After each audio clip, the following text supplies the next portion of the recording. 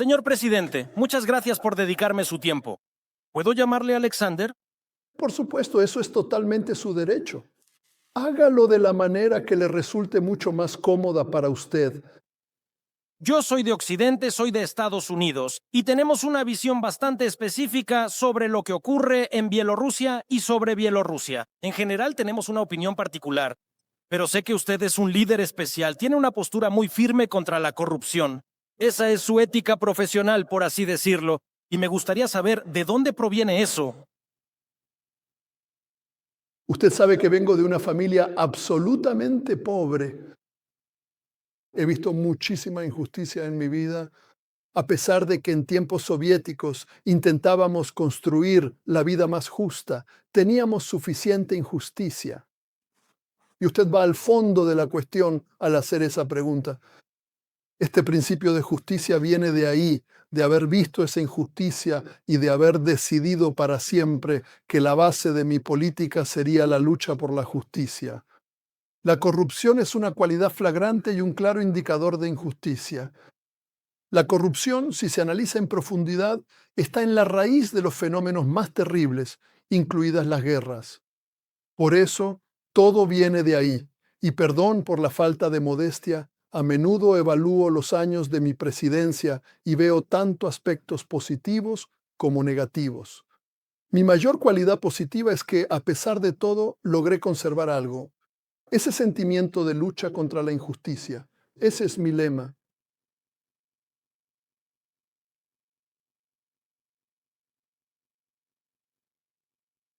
He leído mucho sobre cómo dirige usted el país, sobre sus puntos de vista, y creo que tiene una visión única, ya que ha visto cómo se desarrollaba el país desde los tiempos soviéticos. Luego vino el colapso de la Unión Soviética, después el periodo de transición y luego la nueva historia de la República de Bielorrusia. Creo que tenía razón cuando se opuso a esa terapia de choque en la economía.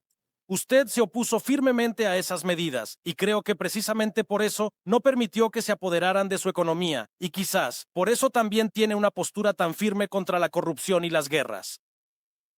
Bueno, en principio tiene razón. En cuanto al shock tras la disolución de la Unión Soviética y la elección de los métodos para tratar ese shock, en principio, después de la disolución de la Unión todos empezamos de la misma manera. Recibimos muchísimos consejos de Occidente, nos orientaban, nos decían cómo debíamos construir nuestra vida, pero como ha resultado hoy, todo eso era mentira, mentira occidental. He pensado mucho en esto y ya he consultado con algunos especialistas sobre cómo seguir adelante. Adelantándome un poco, diré que debemos reflexionar seriamente sobre la gestión del país e incluso quizás llevar a cabo una reforma en la administración del Estado utilizando la experiencia del pasado. ¿Contra qué nos aconsejaban luchar los occidentales?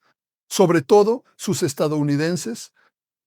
Luchar contra, en mi opinión, el artículo 6 de la Constitución, donde la fuerza dirigente y orientadora de nuestra sociedad era el Partido Comunista. A pesar de todas las deficiencias en la construcción y el trabajo del partido, yo fui miembro del Partido Comunista en su momento. Nada era sencillo. Se puede decir que dentro del partido yo era un opositor constructivo. Mi postura provenía de la vida misma y además ese es un principio que sigo manteniendo hasta hoy. Si no sabes qué hacer, como he dicho muchas veces, hay que acudir a la gente. Ellos te orientarán y si no eres ciego, puede que ellos no te orienten, pero tú debes ver qué hay que hacer mañana partiendo de esta vida.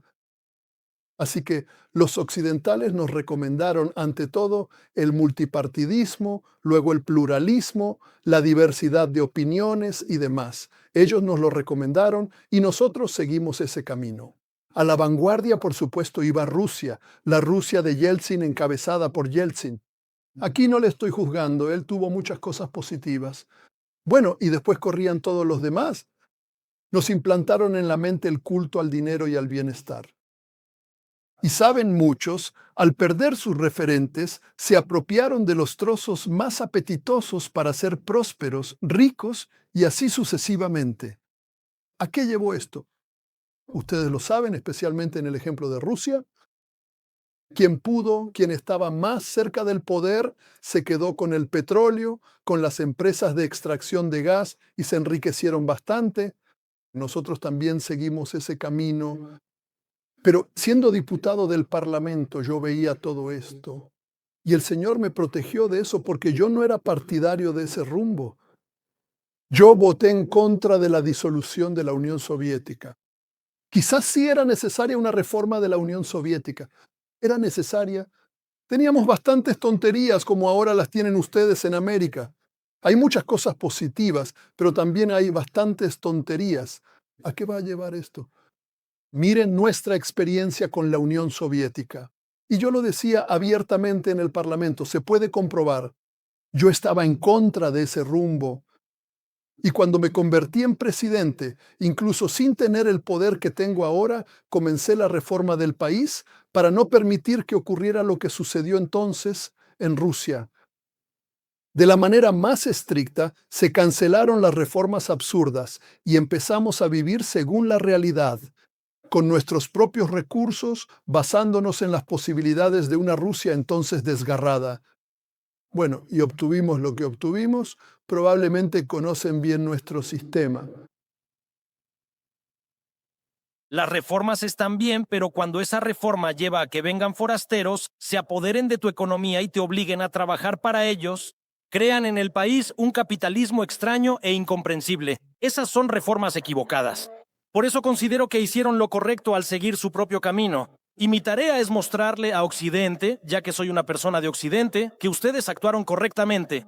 Quiero que ellos sepan en qué se basaron ustedes al tomar esa decisión, porque todo lo que se dice en Occidente sobre ustedes es solo crítica.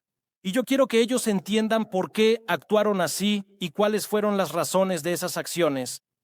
Y en relación con esto, mi pregunta es sobre la Unión Europea.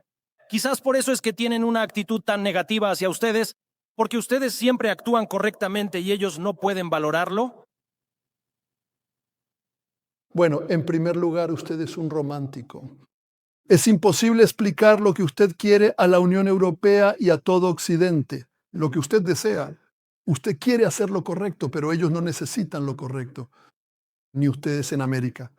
Ni la Unión Europea necesita lo correcto. Ellos quieren lo que les conviene a ellos. Eso, en primer lugar.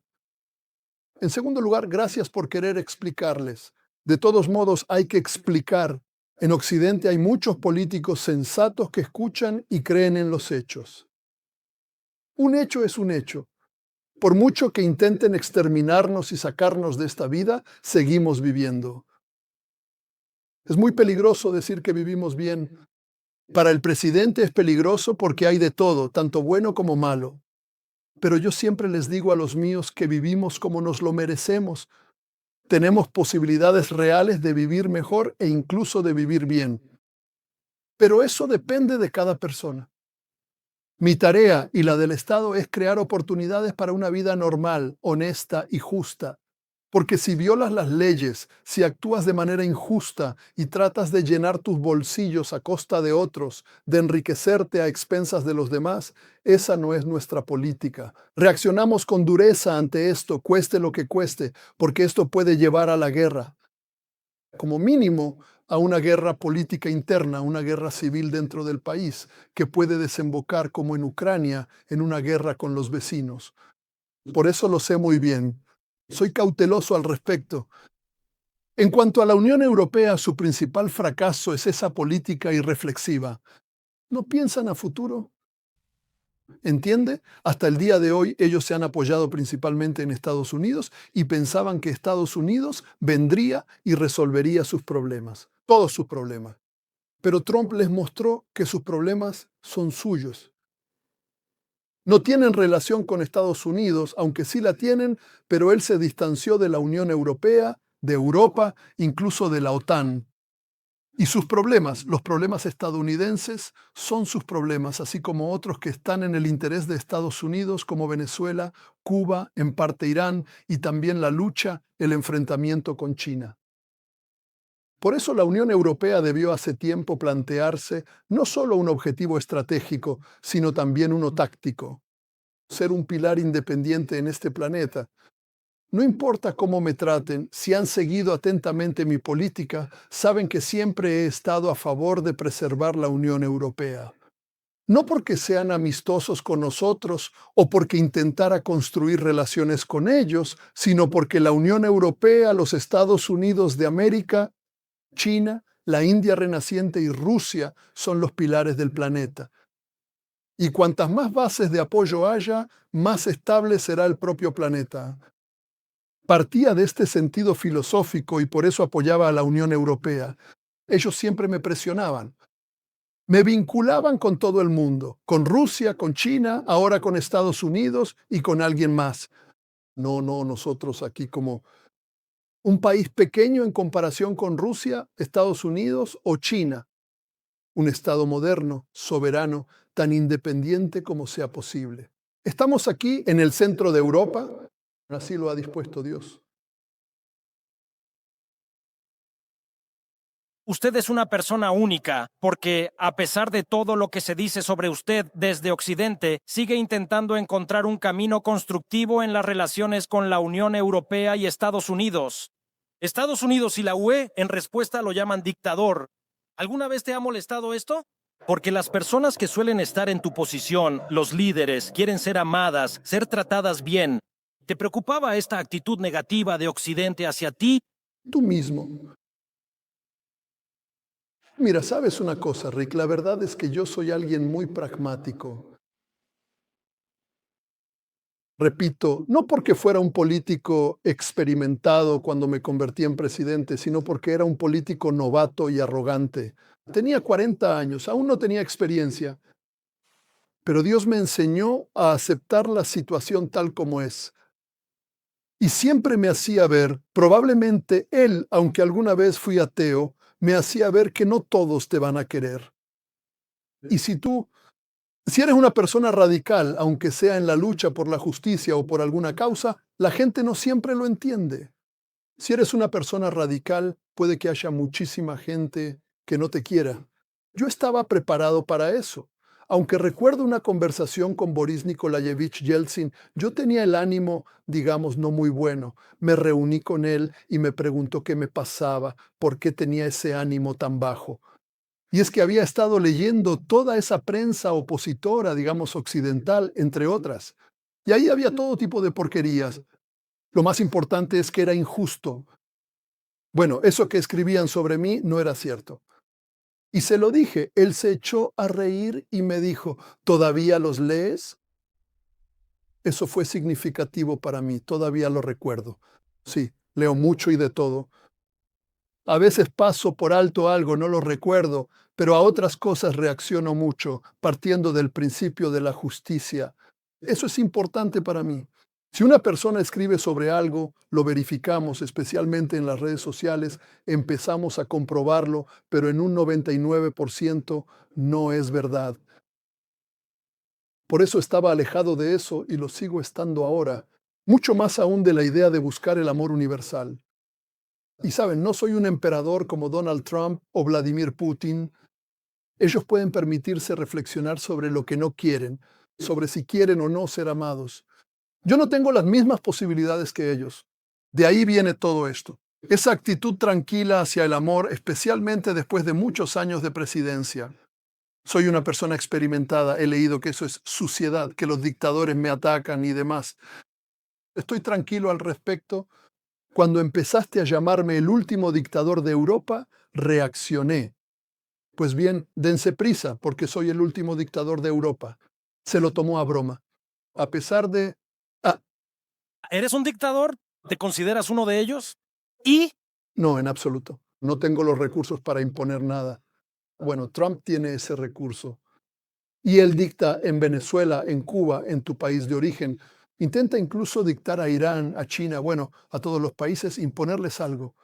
Él sí tiene ese recurso. Soy historiador. Sé cómo fue en la historia. Si no tienes ese recurso, entonces no intentes dictar. Y en segundo lugar, la dictadura siempre lleva a algún tipo de derrota, a la ruina, así como les pasó a ustedes con Irán. Quizá no fue una ruina total, pero sí algo parecido a una derrota. Por eso, si eres un dictador, hay que ser muy cuidadoso y precavido. Hay que usar la cabeza más a menudo. Y como decimos nosotros, tener la cabeza sobre los hombros. Dicen que usted manipuló los resultados de las elecciones. ¿Las falsificó usted? ¿Usted? Sabe, he pensado mucho sobre esto. Que gané en todas las elecciones, eso es seguro. 1,5, 2% o medio por ciento, si fue en el 85 o el 67%. Si hubo algo, ni siquiera lo sé. Pero las elecciones las llevan a cabo personas concretas. Y yo pensaba que, bueno, tal vez en algún lugar alguien hizo algún truco con medio por ciento. No serán 87% ni 85, será 84. ¿Qué cambia eso? Si hablamos de elecciones, para mí es importante porque detrás de los porcentajes hay personas concretas. Por eso estoy categóricamente en desacuerdo con la afirmación de que falsifiqué las elecciones y tomé el poder por la fuerza. Las investigaciones sociológicas actuales muestran que la confianza de la gente en mí ha aumentado significativamente, incluso después de las últimas elecciones. Nadie lo discute, ni siquiera nuestros exiliados, ni los estadounidenses, ni los europeos. ¿Por qué los estadounidenses vinieron a hablar conmigo? ¿Por qué aceptaron negociar? Porque ellos conocen la situación real. ¿Saben quién dirige realmente este país? ¿Y cuál es el papel de esa oposición exiliada? Sí, les gustaría que tuviera poder, que regresara a Bielorrusia y tomara el control. Bueno, eso es demasiado cruel, demasiado presuntuoso. Eso no va a pasar. Ellos lo entienden, por eso dialogan realmente con el poder que tiene el control aquí.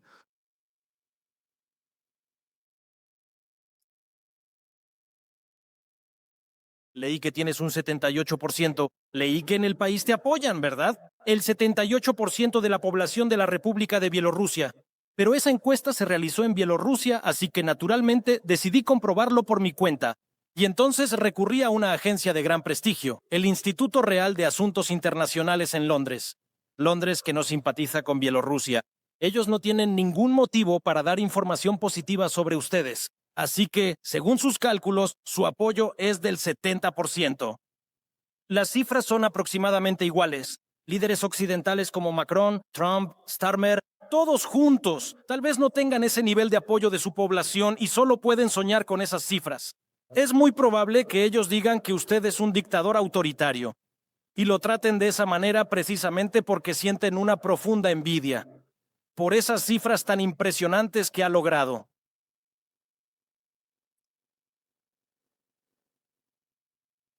Bueno, me resulta difícil evaluar esa afirmación aquí. Bueno, aparentemente en parte es así. Entre los políticos hay cierta envidia mutua. Nosotros también la tenemos. Eso es realmente cierto. Tiene usted toda la razón. Yo también lo pienso a menudo.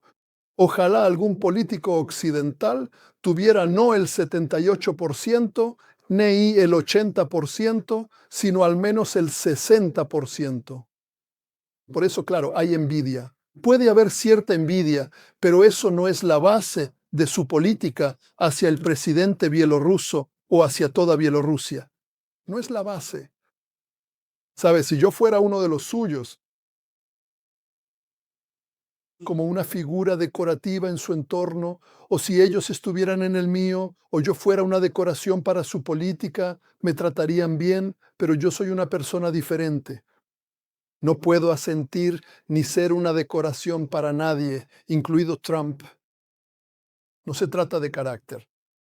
La cuestión es que soy el primer presidente en Bielorrusia y la política de los futuros presidentes se basará en gran medida en mi política. Por eso debo, como decimos aquí, sentar las bases de una política normal y afirmativa para los futuros presidentes. Pienso en el futuro, no soy eterno. Mañana o pasado mañana ya no estaré. ¿Cómo será Bielorrusia? ¿Cómo será la política de los demás presidentes? ¿Qué quedará después de mí? ¿Qué le daremos a la nueva generación? Eso es lo principal. En Occidente, y ahí está su problema, y el de Macron, y el del presidente de Francia, y el de Merz, y así sucesivamente. Ellos son temporales. ¿Entiendes? Son temporales. Llegan, toman lo que pueden y se van. Esa es la base de su política. Por eso no piensan en el pueblo de Francia, de Alemania, y así sucesivamente. Y ahí está su problema. Ellos nos enseñaban antes. A Rusia, a nosotros, a Kazajistán, a Ucrania, a otros países. Y ahora ellos deberían venir a nosotros, aprender y sacar las conclusiones correspondientes. ¿No quieren aprender ni sacar conclusiones? ¿Como su Trump? Bueno, ¿quién es él? Es un pasajero temporal, tiene 4 años. ¿Qué puede hacer en 4 años? Nada. No hará nada. Por eso el presidente debe tener tiempo para poder entrar en ese río turbulento y hacer lo correspondiente. ¿Sientes que ellos están ¿Controlados? Los líderes mundiales, como el primer ministro del Reino Unido de Gran Bretaña, el presidente de la República de Francia, el presidente de los Estados Unidos de América y el canciller de la República Federal de Alemania, tienden a ser, más o menos, figuras que se convierten casi en marionetas y resultan ser sumamente vulnerables ante la presión de la policía. Al contrario de esa situación, usted trabaja de forma muy estrecha con su propio gobierno, usted lo dirige. controla? Yo formo el gobierno, controlo su trabajo y soy responsable de su labor. Y en su caso no está claro quién forma qué ni quién es responsable de qué. Eso para empezar. Y la gente está acostumbrada a exigirle cuentas a una persona concreta o a un grupo de personas. El resultado. En su caso, todo eso está difuso. La gente en Occidente no entiende a quién pedirle cuentas. Porque si le preguntas a Scholz o a Macron, ellos dirán, estos son nuestros poderes y de lo demás no somos responsables, de lo demás se encargan otros. Y tampoco buscan asumir esa responsabilidad.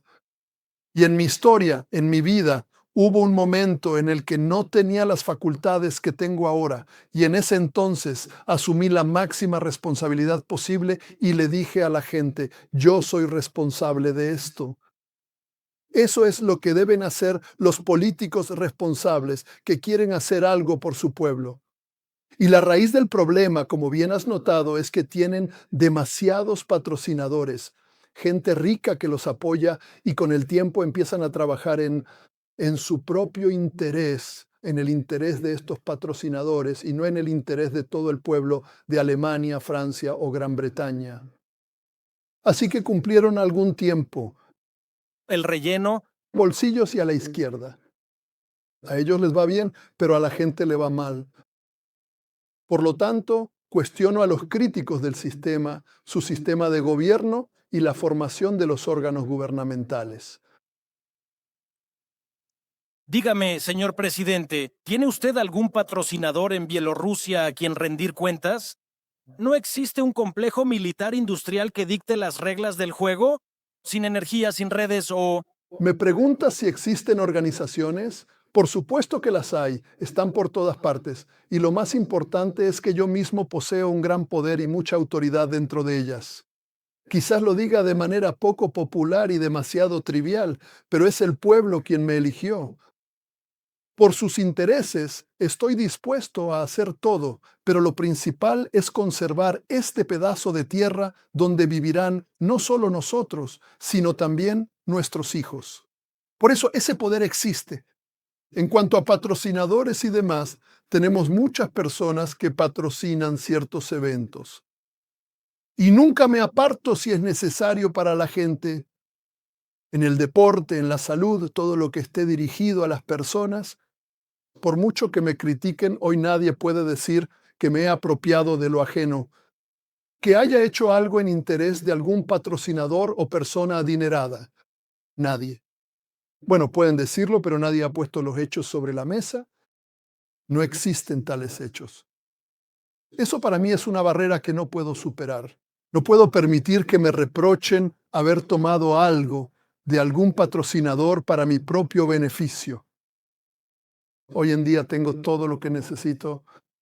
Soy presidente.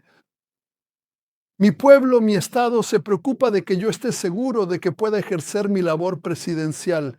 No necesito nada.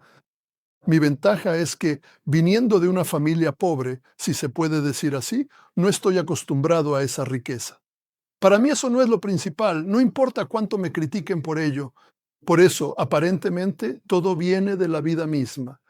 Todo se forma a partir de aquí. No tuve padres ricos, no estoy acostumbrado a esa vida lujosa. Y por mi carácter probablemente lo heredé de mi madre. Ella siempre me enseñaba, hijo, no toques lo ajeno, no tomes lo que no es tuyo. Eso está mal, si no es hoy, mañana estará mal. Por eso lo recuerdo y enseño lo mismo a mis hijos. Quizás en Bielorrusia alguien todavía piense que decimos que somos una dictadura, pero en nuestro país somos una democracia. Me hace pensar en lo siguiente. Todos dicen que en Bielorrusia hay dictadura, en Estados Unidos hay democracia, en Estados Unidos el pueblo elige al presidente, allí todo está bien, todo es correcto. En Estados Unidos cada 4 años llega al poder una nueva persona, pero políticamente nada cambia. El mismo rumbo, los mismos problemas, las mismas discusiones, y aquí observamos que durante 30 años, sin embargo, se ha producido un desarrollo constante. Y aquí el presidente cuenta con el apoyo del pueblo, y ese apoyo es bastante numeroso. Entonces, tal vez nosotros no... ¿Será que realmente estamos en lo cierto en este momento o tal vez nos estamos equivocando por completo? Ustedes no tienen absolutamente ninguna razón. Bueno, solo hablan sobre alguna democracia, sobre derechos humanos, todo eso son palabras vacías. Su política en Venezuela, las amenazas a Cuba y la guerra en Oriente Medio, así como otras cosas, demuestran que ustedes son verdaderos dictadores. Ustedes no son demócratas, no hay ninguna democracia ni derechos humanos. Escuchen, ¿de qué derechos humanos hablan si bombardearon una escuela, por ejemplo, una escuela en un país independiente y soberano situado a decenas de miles de kilómetros de distancia? Usted, sin que existiera ninguna amenaza para usted, bombardeó una escuela donde murieron niños y maestros. 200, casi una persona. ¿Y cuántas personas murieron porque usted alentó el bombardeo de Israel? ¿De qué derechos humanos estás hablando? Si usted defiende los derechos humanos, entonces deje que la persona ejerza su derecho más importante, el derecho a la vida. La gente quería vivir, especialmente los niños. Ustedes los destruyeron. Aquí tienen solo un hecho del día de ayer que invalida por completo todo lo que han dicho. Por lo tanto, ustedes no tienen ningún derecho humano. Lo que tienen son intereses, en este caso, petróleo, gas, el control sobre ellos. Y esos intereses los obtienen por cualquier medio, incluido el militar. Están dispuestos a bombardear, destruir, aplastar sin importarles ningún derecho humano. Esa es la base de la dictadura. Por eso, todo lo que dicen, y lo han dicho correctamente, dentro del país hablan de derechos humanos, de democracia, pero en realidad en el país no cambia nada. Entonces, quizás tienen una dictadura dentro del país. En el exterior ya les di un ejemplo concreto, un ejemplo de su política exterior y de su democracia. Por eso, como ya he dicho hace tiempo, tendrán que aprender democracia de nosotros. Y nosotros tenemos 100 veces más de esa democracia que ustedes tienen, de democracia real, de verdaderos derechos humanos. ¿De qué derechos humanos pueden hablar si matan a la gente? Si han matado a una persona, ¿qué derechos le quedan? Está muerto. La gente aquí es como usted, me parece. He mirado las cifras. Entiendo que le agrada a la gente. Hay quienes lo critican o quienes no están muy satisfechos con usted, pero en general la gente en Bielorrusia está contenta con usted. ¿Usted le gusta al pueblo bielorruso? En general, estoy de acuerdo con lo que acaba de decir sobre que quizás ustedes tienen incluso más democracia que nosotros, pero hablando puramente de manera hipotética. Vamos a imaginar. Imaginemos que mañana usted se convierte en un monstruo y comete una terrible fechoría. ¿Cómo reaccionaría la gente en Bielorrusia? Quizás querrían deshacerse de usted. Ellos podrían... ¿Cómo podríamos hacerlo exactamente? Sabes, si yo me convirtiera en un monstruo, está claro que perdería la confianza de muchos de mis seguidores. Genéticamente, los bielorrusos no son capaces ni van a apoyar a monstruos. Genéticamente eso está dentro de ellos, porque a esto nos ha llevado la historia, a nuestro pueblo y, en general, a nuestra civilización, Rusia, Ucrania, nosotros. No podemos tener monstruos entre nosotros. Eso es lo primero. En segundo lugar, por supuesto, teniendo un poder como el mío o como en Rusia y así sucesivamente en Kazajistán, el presidente puede intentar, como decimos nosotros, perder el control. Puede intentarlo, pero eso le saldrá mal. La gente no lo aceptará y yo lo entiendo. Por eso, esta comprensión no me permitirá, incluso si quisiera, convertirme en un dictador y llevar a cabo mi política desde la posición de un monstruo. El pueblo bielorruso no lo permitirá. Eso es lo primero. Y en segundo lugar, algunos de nuestros vecinos estarían encantados de que yo perdiera la cabeza. Eso sería para ellos un motivo para decirle al pueblo bielorruso: miren, tienen un monstruo, unámonos para luchar contra él. Eso sería un motivo, una buena razón y una causa justa para que mis enemigos y adversarios externos lucharan contra mí. Lo entiendo perfectamente. He aprendido la lección. Pero el peligro que acabas de expresar siempre está presente en cualquier estado donde el presidente no tiene frenos, donde no hay controles ni contrapesos, al menos no razonables. No como nos enseñaste una vez. Razonable. Y el mecanismo de control y equilibrio más razonable es el pueblo. Mira, aquí tienes un ejemplo de Ucrania. Por mi pasado lejano, en algún lugar mis antepasados nacieron en Ucrania. Y me da pena el pueblo ucraniano. Pero incluso antes de la entrevista contigo, estuve pensando en esta cuestión y llego a la conclusión de que al final los ucranianos están pagando por su decisión. Después de todo, eligieron a Zelensky como presidente. Ellos sabían que él era una persona sin experiencia. Lo sabían. Sabían de sus defectos. Quizás no sabían por qué votaban. Eligieron realmente a Zelensky como presidente. Por supuesto, Zelensky tenía que serlo. Yo también fui tan inexperto como él. Pero yo tenía los pies en la tierra, cierta experiencia de vida. Y él tenía un show. Y eso también lo sabían los ucranianos. Pero lo eligieron. Es cierto, allí era difícil. Era difícil elegir entre alguien. También entre las alternativas había así. Lo eligieron a él. Y ahora están pagando por ello. Y lo están pagando muy caro. Por eso no tengo derecho a reprochar al pueblo ucraniano. Pero que los ucranianos lo resuelvan. Ellos también son responsables de esto. Eligieron a este presidente de manera democrática. Bueno, hay que responder por él. Y asumir la responsabilidad. Usted dice que el señor Zelensky se permitió ser utilizado como una herramienta, como un proxy de la OTAN, la Unión del Este, Washington y el señor Biden. Y en el proceso se llevaron a sí mismos a los problemas que ahora se observan en el país. Y sabemos que muchos países postsoviéticos, países de la antigua Unión Soviética, miraban a Occidente con admiración.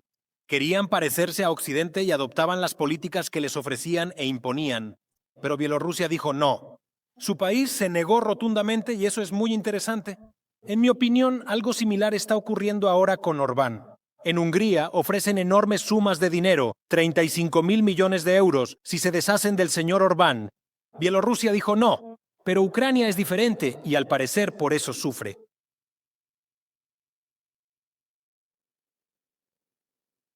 Lo que yo me permitiría hacer en este momento es simplemente sugerirle y aconsejarle de la manera más respetuosa posible que procure no tomar decisiones precipitadas ni apresurarse en el proceso de emitir juicios de valor sobre la compleja situación política que atraviesa actualmente la nación de Hungría en el contexto europeo y que considere todos los factores antes de llegar a una conclusión definitiva sobre este asunto tan delicado.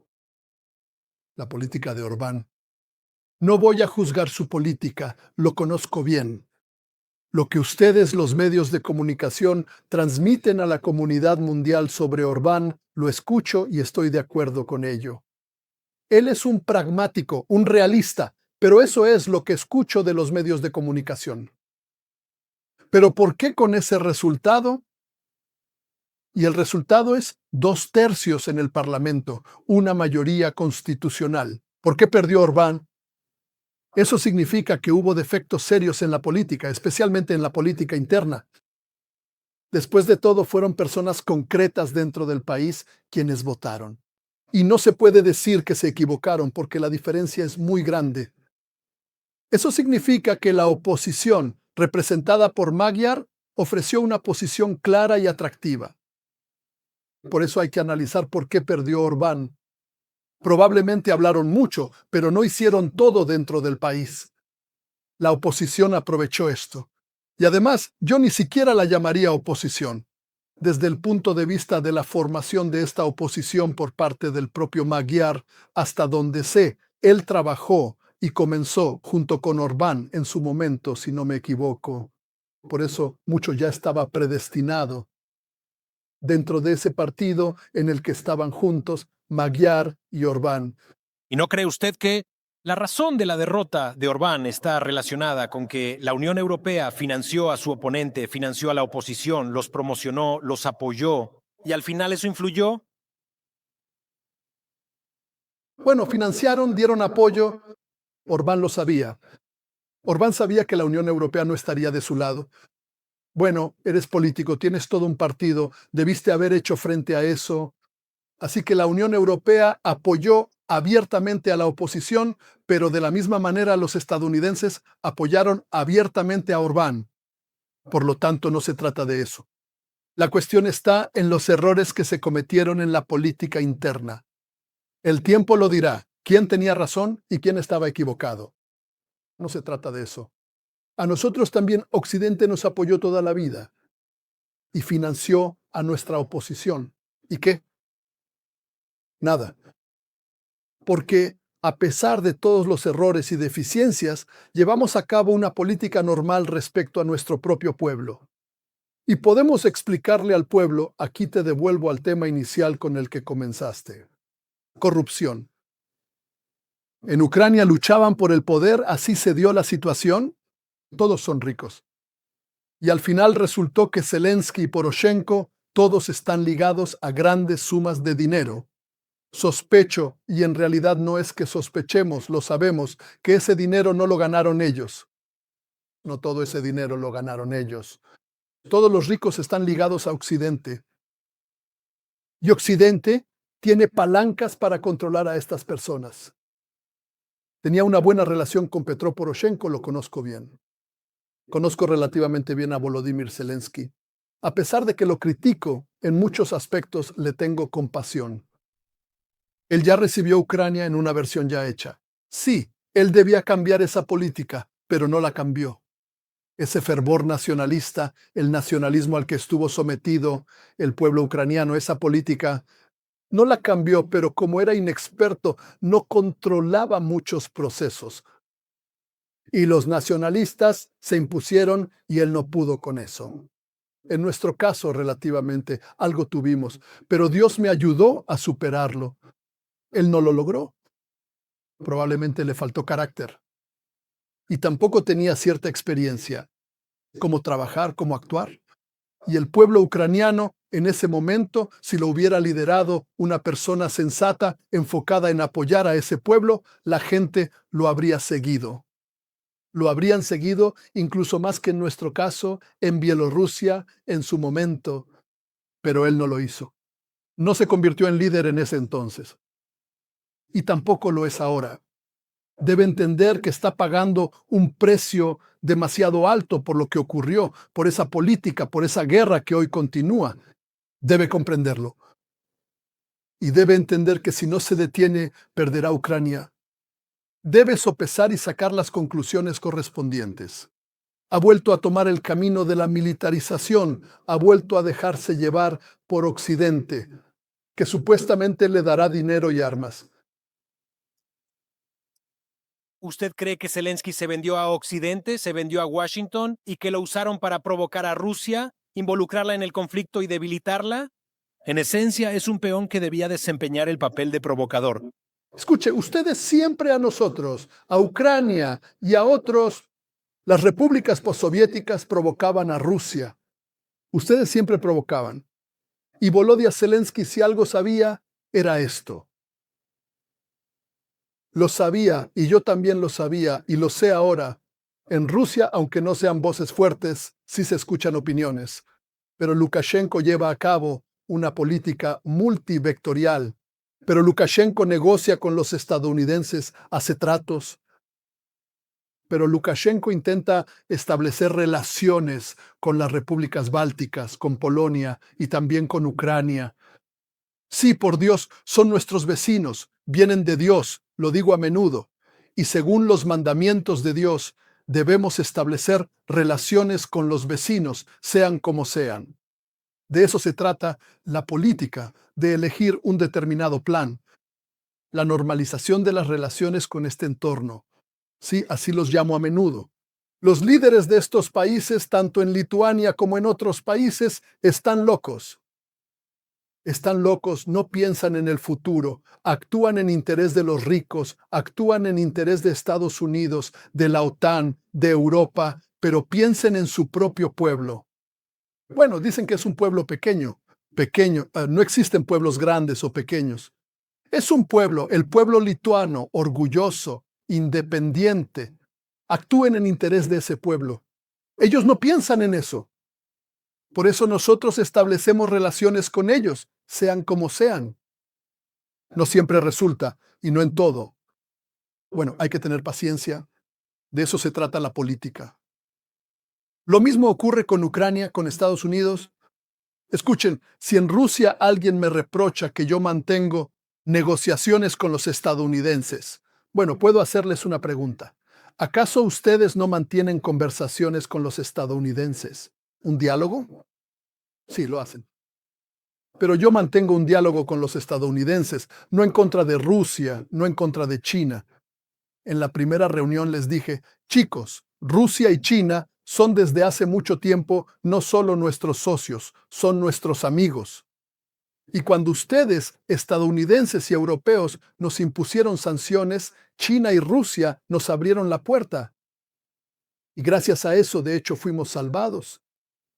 ¿Por qué hoy debería yo mantener algún tipo de diálogo o política en su contra?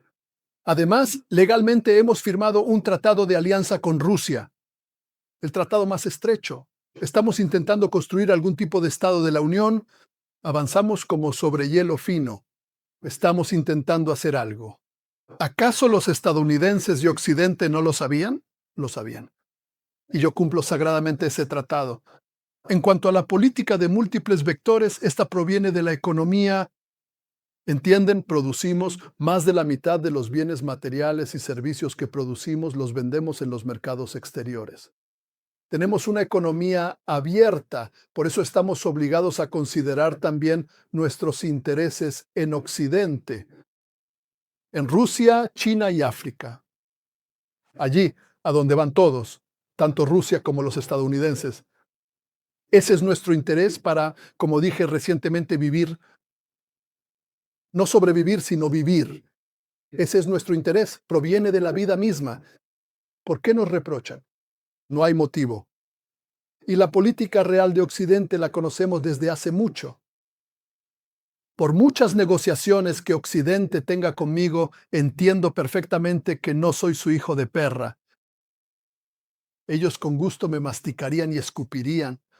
Lo entiendo perfectamente. Pero incluso en esa situación, no porque yo sea Lukashenko, sino porque soy el presidente del país de este pueblo bielorruso, estoy obligado y debo partir de los intereses del pueblo, no de mis propios intereses.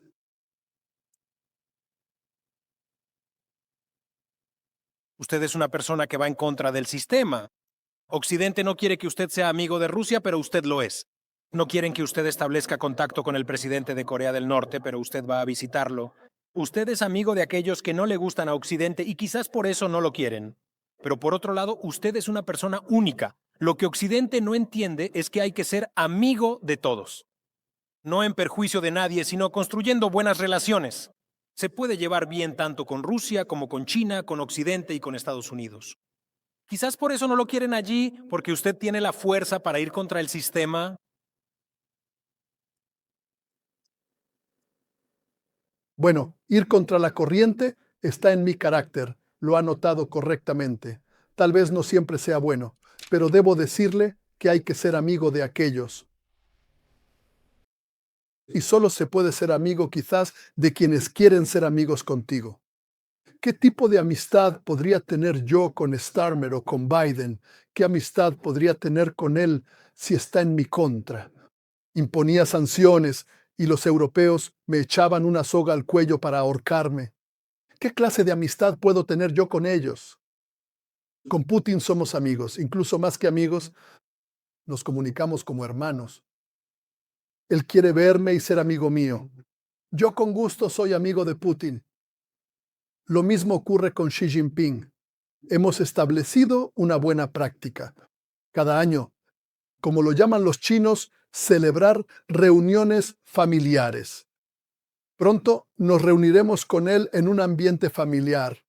Con mi hijo menor, que se graduó de la Universidad de Pekín, voy a su casa, somos amigos, nos comunicamos. Kim en Corea del Norte. Bueno, ustedes lo han demonizado. Es una persona maravillosa, inteligente y educada. Él lucha por sus intereses, por los intereses de su país. Él no le impide vivir a nadie. Son ustedes quienes intentan destruirlo. Es un hombre fuerte, está tratando de defenderse. Como puede, según lo entiende. Él está dispuesto a tener buenas relaciones conmigo, relaciones amistosas. Yo no estoy en contra. Se puede ser amigo de personas así, no porque sean enemigos de Estados Unidos, sino porque ellos también quieren ser tus amigos. Si Donald Trump está dispuesto a construir relaciones amistosas conmigo o entre Bielorrusia y Estados Unidos, estamos abiertos a ello. Y nosotros lo queremos. Tiene razón. Sería deseable ser amigos para que... Es imposible, pero sería deseable que todos fueran amigos entre sí. Entonces no habría guerras, habría ayuda mutua y entonces Cuba y Estados Unidos podrían coexistir tranquilamente uno al lado del otro junto con Venezuela. Y Panamá y Colombia y Nicaragua siempre mirarán a los Estados Unidos de América con amor, bueno, tal vez no con amor, pero sí con respeto, si la base es el deseo, como usted dijo, de esa amistad. ¿Y ser amigos? Bueno, como dije, solo se puede ser amigo de quien también quiere ser tu amigo. Si los europeos no quieren ser amigos conmigo, y eso es verdad, no, yo no quiero ser amigo de ellos no quieren ser amigos conmigo. Entonces, ¿cómo vamos a construir algo con ellos?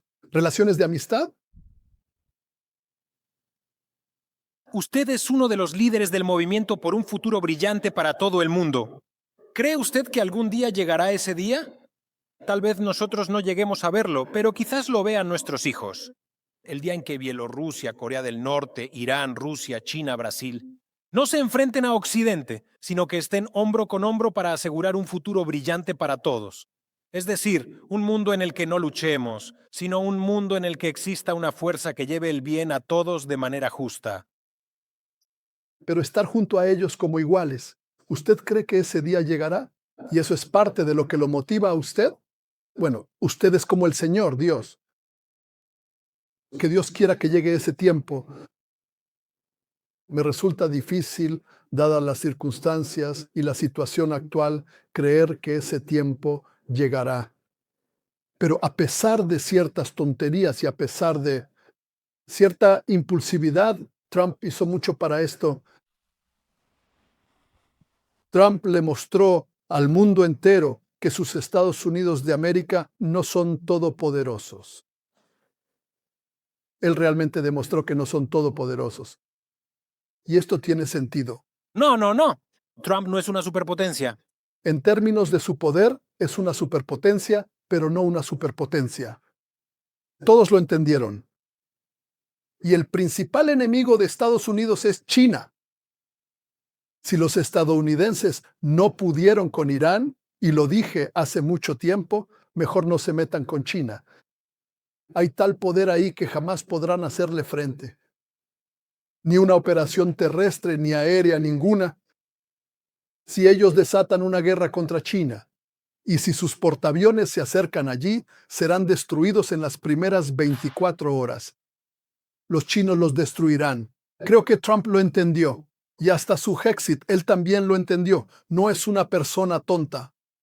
E incluso su compatriota Rubio, él también lo entendió. El liderazgo de Estados Unidos entendió que son una superpotencia, pero no una fuerza suprema. Y eso es lo principal. Con esto dieron esperanza de que los estadounidenses, al entender esto, tomarán en cuenta no solo a China y Rusia. Rusia es un territorio enorme. Allí no podrán hacer nada, ni siquiera con misiles. Los misiles se acabarán más rápido que el territorio de Rusia. Irán también lo ha demostrado. No hablo de las consecuencias. Oriente Medio, la economía mundial y demás, ellos también sufrieron por esto. La imprudencia de esta aventura en Irán. De eso ya no hablo. Aquí están los hechos que están a la vista. Ellos demostraron que ustedes, los estadounidenses, deben detenerse y entender que, además de los intereses de EU, Groenlandia, Cuba, Venezuela, Nicaragua, el Canal de Panamá y el resto del hemisferio occidental, además de sus intereses, incluso en el hemisferio occidental, hay otros países. Y existen y tienen sus propios intereses. Y en esa misma México hay intereses propios que limitan con los suyos. No hay que estar golpeando a México todo el tiempo. No hay que golpear a Cuba. En Cuba y en México lo sé bien. En Nicaragua, en Venezuela, la mayoría de la gente entiende qué es eso. Los Estados Unidos de América. Y hay que construir relaciones normales con los estadounidenses. Bueno, entonces, construyan esas relaciones. ¿Para qué, por ejemplo, escúchenme, para qué capturaron a Maduro? Eso requiere mucha inteligencia. ¿Era necesario que un país tan poderoso, con problemas en Venezuela, y en Venezuela había muchos problemas que causaban descontento con el gobierno? No tenían ningún problema en invadir y capturar al presidente. ¿Por qué digo esto? Porque la víspera discutimos esta cuestión con la delegación de Estados Unidos y son personas absolutamente pragmáticas. Eso fue lo que les dije. No hay que pelear con los venezolanos, hay que llegar a un acuerdo con ellos. El petróleo, ese petróleo que Venezuela extraía, está destinado a ser procesado en Estados Unidos. Allí se construyeron fábricas para eso. De todas formas, ese petróleo llegará a ustedes. Lleguen a un acuerdo con Maduro sobre esto. Yo lo supe por Chávez. Y Chávez estaba dispuesto a llegar a un acuerdo con él. Pero Chávez era un hombre militar, con carácter. Lo mismo ocurre con Maduro. Ellos no podían soportar su dictado. Y ustedes decidieron tomar el control. Y pensaron que habían resuelto el problema. Ustedes crearon un problema. ¿Y ahora qué? ¿Qué van a hacer con Maduro? Si no han perdido la razón, entonces ustedes deben retroceder.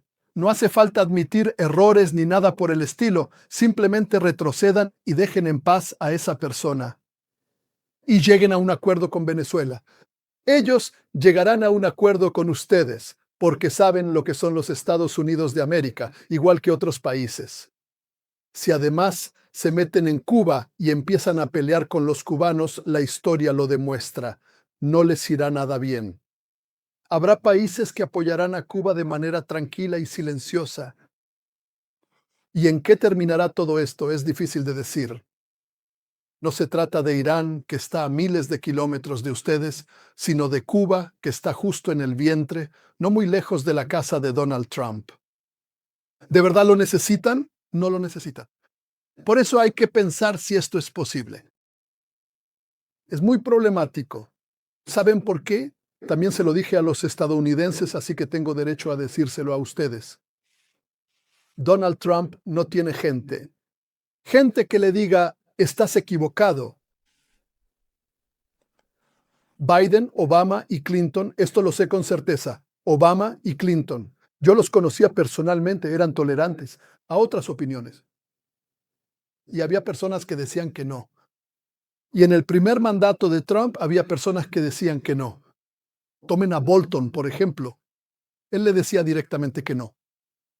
Bueno, está claro cómo terminó eso y demás, pero Trump entendía que existía otra opinión. Y ahora todos le miran la boca. Firmes, sí, Donald, tienes razón, actúa, bombardea, destruye, aplasta. Al mismo tiempo, ni siquiera dirige a sus militares, no dirige el Ministerio de Guerra, sino que les hace concesiones. Pero él debería ser el comandante en jefe y debería mandar. Trump no tiene un equipo con personas que puedan decirle no. Pero él dijo directamente que sus propias sensaciones son lo principal en su política. Saben, las propias sensaciones, se los digo como presidente, a veces pueden llevarte por el camino equivocado. Hay que saber escuchar a la gente, especialmente cuando tienes tanto poder, cuando lideras un imperio así.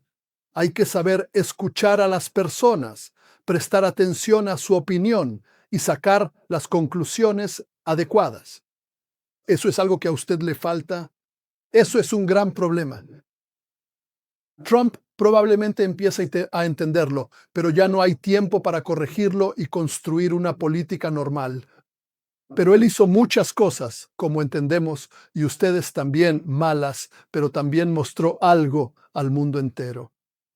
El verdadero rostro de los Estados Unidos de América y las capacidades de los Estados Unidos de América no son ilimitadas.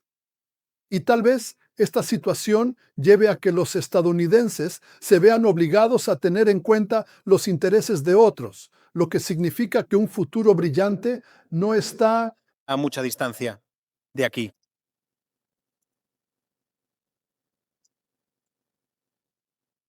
¿Le sorprendió lo mal que funcionó la defensa antiaérea estadounidense en Oriente Medio y lo bien preparado que resultó estar Irán?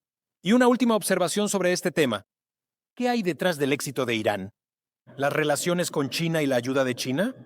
¿Quizás la ayuda de Rusia? ¿Algún tipo de información de inteligencia que le hayan dado a Irán? ¿De dónde sacó Irán las fuerzas capaces de enfrentarse a Estados Unidos con todo su increíble poderío? de qué manera específica y bajo qué circunstancias extremas podría la República Islámica de Irán verse obligada a cambiar su postura actual en el escenario mundial. Resulta crucial analizar los factores que podrían converger para forzar una respuesta que el gobierno de Teherán ha intentado evitar a toda costa ante las crecientes tensiones que definen la compleja realidad de Medio Oriente hoy en día. Bueno, trajeron allí varios cientos de misiles en portaaviones, otros barcos, los llevaron a las costas iraníes, o tienen allí en las bases cierto tipo de armamento. Así es. ¿Qué hay de sorprendente en eso? Irán conocía todos sus puntos, todos sus depósitos de armas y municiones en los países vecinos del Golfo Pérsico. En Emiratos, Qatar, Kuwait y así sucesivamente, donde también tenían bases en Arabia Saudita. Esos lugares estaban ya apuntados, si hablamos en términos militares, estaban ya calibrados por los iraníes. Y teniendo cierto armamento que por supuesto no es estadounidense, si Irán tuviera, tu base ha sido alcanzada. Es decir, si lo sabía. Lo que los estadounidenses no entendieron fue que Irán es un país montañoso, Persia. Escondieron estas armas en las montañas, en lugares que también están fuera del alcance de los misiles estadounidenses, sean lo que sean. Escondieron sus armas. Y cuando ustedes, los estadounidenses, pensaron que habían ganado, ellos los atacaron con misiles y drones. Miles de drones. Y ni siquiera la cúpula de hierro de Israel pudo hacer frente a eso. Y ni hablar de las bases que estaban en el Golfo Pérsico, las estadounidenses. Y ni hablar de sus barcos que llevaron esos misiles allí y los usaron. Sí, destruyeron escuelas, destruyeron museos, sitios culturales, edificios residenciales, centrales eléctricas, yacimientos petroleros. Los atacaron, detuvieron su funcionamiento, destruyeron algo, mataron a alguien. Ustedes mataron al liderazgo de Irán y eso les va a pasar factura después de Venezuela. Mostraron su verdadera cara, mataron y ¿qué sigue? En el lugar de los líderes asesinados llegaron otros, aún más radicales. El hecho de que destruyeran una casa en un barrio, la gente, como puede, es un país cálido. Se mudaron a tiendas de campaña, viven en algún lugar. El hecho de que hayan matado niños no les honra. Ya no se les puede devolver. Pero eso no es una catástrofe para Irán. Y ellos, con sus drones, que tal vez sean peores que los estadounidenses, pero en algunos aspectos no les quedan atrás, con sus Shaheds dieron una respuesta correspondiente. Aquí no habrá ganador. Por ahora ha ganado un poco la paz, pero es tan frágil que aún hay que cuidarla. Esta paz, la tregua, ha sido declarada y hay que llegar a la paz. Y aquí mucho dependerá de Donald Trump. Parece que después de todo, su intuición y sus sentimientos prevalecieron y entendió que no se podía seguir adelante, que sería un desastre. Pero quiero advertirles, Irán, el mundo musulmán ha entendido quiénes son los estadounidenses. Y deben estar preparados para que no solo los iraníes, los hutíes y otros ataquen a los estadounidenses en todo el mundo. Será todo el mundo musulmán e incluso aquellos países que ustedes consideran sus amigos. Ellos no solo adoptarán una política de cautela y precaución. Habrá muchas personas allí que estarán dirigidas contra los estadounidenses. Han agitado a todo el mundo musulmán. Allí la gente es fuerte. No dudarán en sacrificar sus vidas. A diferencia de nosotros, no dudarán en hacerlo para proteger sus valores. Por eso han revuelto un verdadero avispero, a los que hay que calmar cuanto antes, tranquilizar, hacer concesiones, ceder en algo, pero lograr que no los ataquen en todo el mundo. No piensen que podrán esconderse detrás del océano. Los estadounidenses están por todo el mundo. Por eso, tal vez en Washington o en Florida estén tranquilos, pero en otros lugares les será difícil. Por eso hoy se necesita la sabiduría de su liderazgo, de Hexit, de Rubio, de Trump. Deben encontrar la manera de llegar a un acuerdo, calmar, apaciguar. No deben dejarse llevar por Israel. Si Israel quiere luchar, que luche.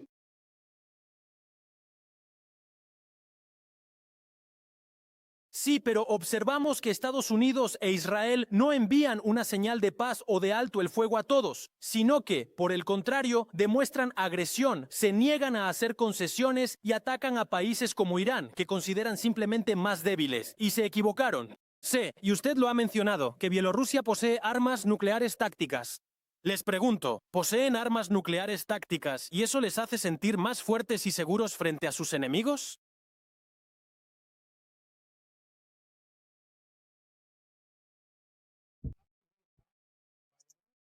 Ya sabes, no de Israel,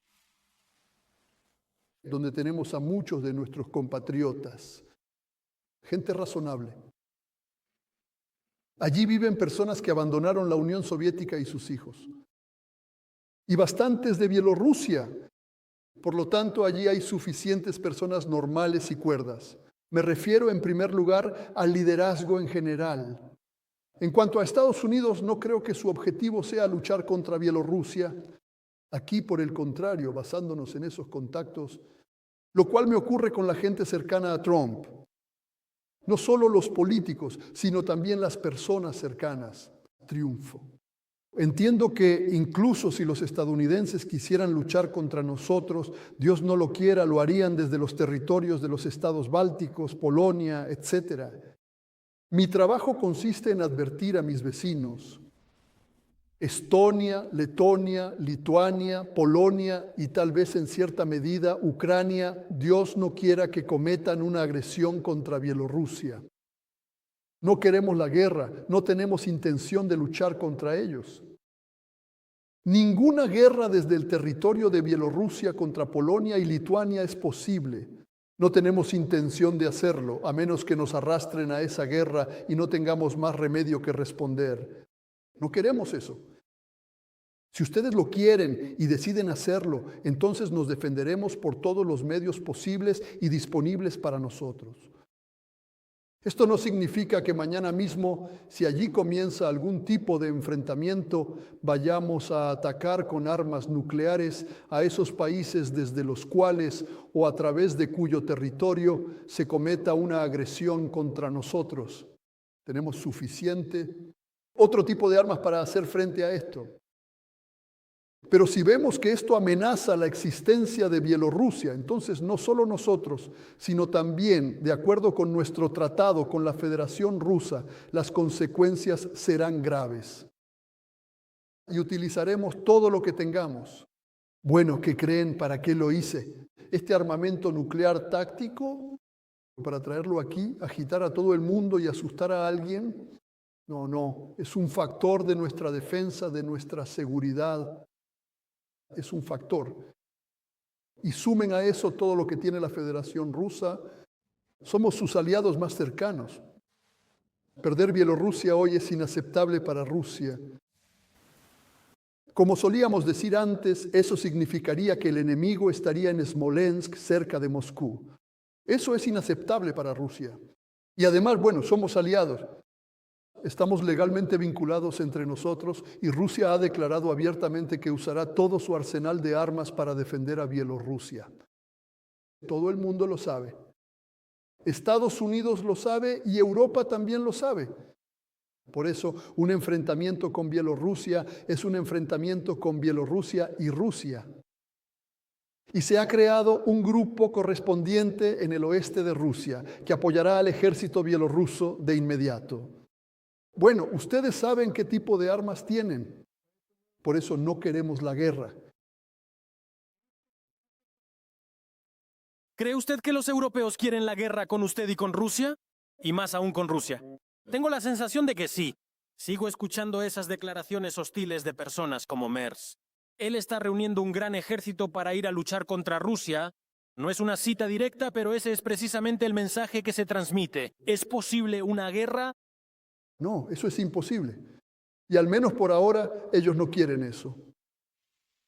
Lo que suceda mañana, el tiempo lo dirá, porque el mundo es tan turbulento, el mundo es tan impredecible, que no se sabe ni se entiende qué pasará mañana y mucho menos pasado mañana. Hoy no quieren eso, porque para ellos terminaría mal. Especialmente en un momento en que no tienen muy buenas relaciones con los Estados Unidos de América. No tienen a dónde huir y tendrán que huir. Por eso no quieren un enfrentamiento entre Bielorrusia y Rusia. De ninguna manera. No lo creo. No importa cuál sea la retórica. ¿Eso es todo con la OTAN? Muchos dicen que la OTAN ha llegado a su fin. ¿Crees que la OTAN está acabada o que la alianza está muriendo? No. Aunque Trump decida que la OTAN ha llegado a su fin, no tendrá tiempo suficiente para implementarlo. Vendrán otras personas que salvarán a la OTAN. Sí, tanto Trump como su gente entienden que la OTAN no se trata solo de ojivas y dinero de los Estados Unidos de América. Es una plataforma colosal de los Estados Unidos de América junto con sus aliados en el continente euroasiático. Volviendo a la conversación sobre Trump, se rumorea que planea visitarlo en Estados Unidos, quizás en Mar-a-Lago, en su residencia. ¿Es cierto? ¿Existen tales planes? Se habla de un gran acuerdo desde hace tiempo. Desde los primeros días de mis negociaciones con los Estados Unidos de América. No es cierto que yo tenga un gran deseo de visitar los Estados Unidos de América y simplemente estrechar la mano de Donald Trump. Seré sincero, sería agradable ver a esta persona cara a cara y darle la mano. Pero ese no es el objetivo en sí mismo, no es lo principal. Hay que entender que además de ser personas comunes que quieren comunicarse, saludarse, conocerse unos a otros, también somos presidentes. Por eso, la reunión debe estar preparada. Y antes de cerrar un gran acuerdo, tal como yo lo entiendo, debemos preparar el acuerdo correspondiente, que será parafado por quienes lo preparen para que podamos firmarlo. Y ahí deben estar representados los intereses tanto de los estadounidenses como los nuestros. La parte estadounidense lo sabe muy bien. Por eso esta reunión debe estar preparada. Yo no soy Volodymyr Zelensky que corre hacia Donald Trump a pedir dinero o armas. ¿Lo necesito yo? Sí, lo necesito. Pero tampoco está mal el dinero, ni tampoco las armas. Pero entiendo que estoy en una situación que es radicalmente diferente a la de Zelensky. No necesito inclinarme ni pedir nada. No estaría mal, pero por ahora nos las arreglamos sin eso. Por eso no tengo muchas ganas de ir a Mar-a-Lago o a Washington. No estaría mal, eso mejoraría seriamente nuestras relaciones. Además, usted sabe que soy el único presidente en el mundo que apoyó abiertamente a Trump. Y lo dije, soy trumpista. A pesar de todos sus defectos y demás, no lo abandono. Sé que cualquier encuentro mío con él sería beneficioso. Pero ahí hay una brecha. No puedo llenarla cuando él no tiene personas cerca que le digan que no y le sugieran algo sensato. Aquí no puedo reemplazarlos. Por eso nadie debe preocuparse. Y en Estados Unidos no deben pensar que el presidente de Bielorrusia está ansioso por volar mañana a los Estados Unidos de América. No estaría mal, pero como presidente no puedo ni debo actuar así. Si está dispuesto a reunirse conmigo, Donald Trump, así como yo estoy dispuesto a dialogar con él, a reunirme, siempre encontraremos la oportunidad de reunirnos. Si la parte estadounidense no está lista, bueno, no tiene prisa. Si la parte estadounidense piensa que mañana habrá una reunión de un vasallo con el emperador, eso tampoco sucederá. No se trata de arrogancia ni de una política altanera. No, es la política de un presidente real que respeta a su propio pueblo. Por eso estoy listo para esa reunión. Estamos listos. Estamos listos para un acuerdo, pero debe prepararse para que incluya los intereses tanto de Estados Unidos como de Bielorrusia.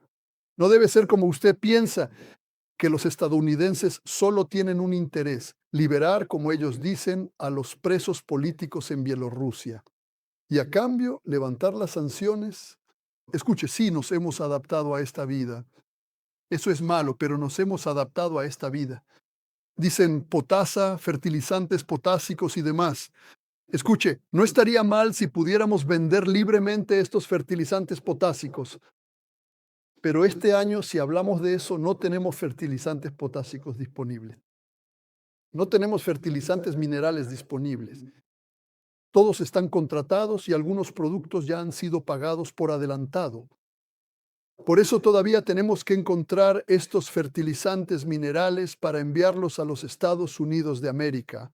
Es decir, el mundo es grande y hemos encontrado una salida a la situación actual.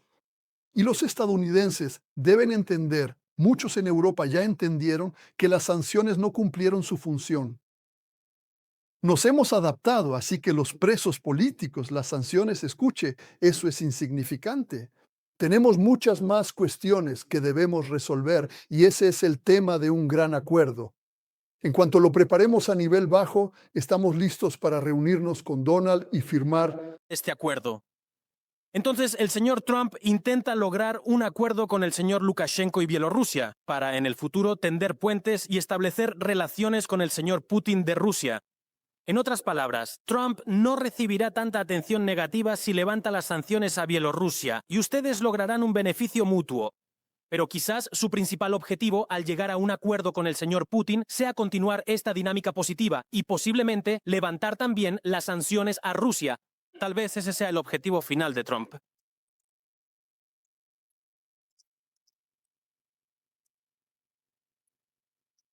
Al analizar con cuidado cada detalle de esta situación, me inclino a pensar que eso mismo podría representar su desenlace definitivo o tal vez su meta principal.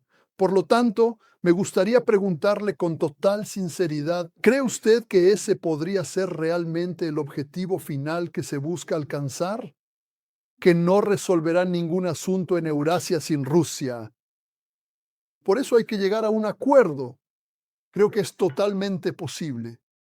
Quizás él está tanteando cierta posición de Bielorrusia y la proyecta sobre Rusia. Eso sería normal y razonable. Pero al menos nosotros haremos todo lo posible para ello. porque entendemos que si ustedes, los estadounidenses, llegan a un acuerdo con Rusia, para nosotros será el doble de beneficioso. Mejor que si llegaran a un acuerdo solo con nosotros.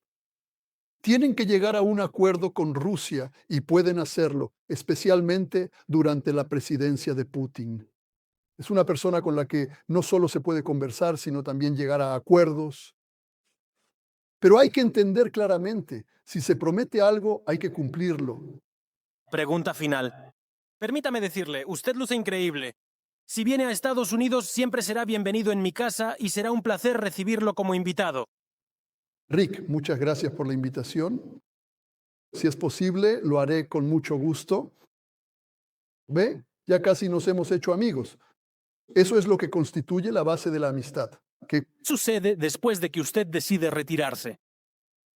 Dígame, ¿ha pensado en qué pasará con Bielorrusia después de Lukashenko? Mencionaste que te irías. ¿Qué es lo que crees que pasará con el futuro de nuestro país? ¿Y de qué manera ves tú lo que nos espera más adelante? ¿Sabes una cosa? Estaba pensando que realmente hay algo muy importante que me gustaría comentarte ahora mismo. esta es una pregunta muy importante para mí. En cuanto a una persona en general, he hecho mucho para que Bielorrusia sea lo que es hoy, país tranquilo y apacible. Por supuesto, pienso en cómo conservarlo y que sea una tierra de oportunidades para cualquier persona, para que la persona pueda realizarse aquí. En ese sentido, hemos tenido éxito, lo hemos logrado. Y aquí la gente está tranquila, vive, cría a sus hijos, recibe educación en igualdad de condiciones.